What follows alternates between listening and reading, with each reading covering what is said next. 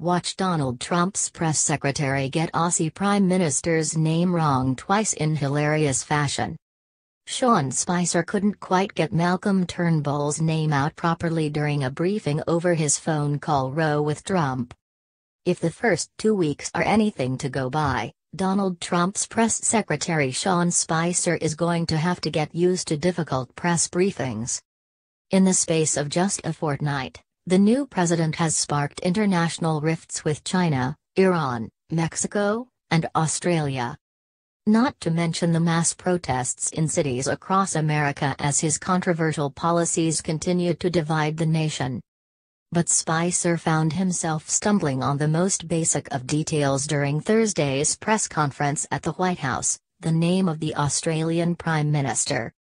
In his eagerness to emphasize Trump's anger at the dumb deals struck by his predecessor, Spicer called the Aussie PM Malcolm Turnbull instead Turnbull at least twice. The gaffe was quickly picked up on social media, where some suggested the Australian Prime Minister might actually prefer the nickname Trumbull. Spicer was being asked to respond to reports Trump had yelled at his Aussie counterpart over his insistence the US stand by a deal to take refugees.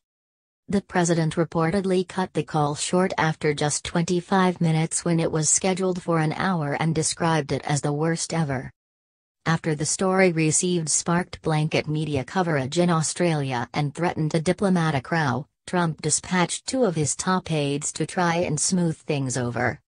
Chief of Staff Reince Priebus and top strategist Steve Bannon had a productive meeting with Australia's US ambassador, an official said. It's not the first time the new White House team has had trouble with names. When Theresa May visited, her name was spelt incorrectly as Teresa 3 times in a press release.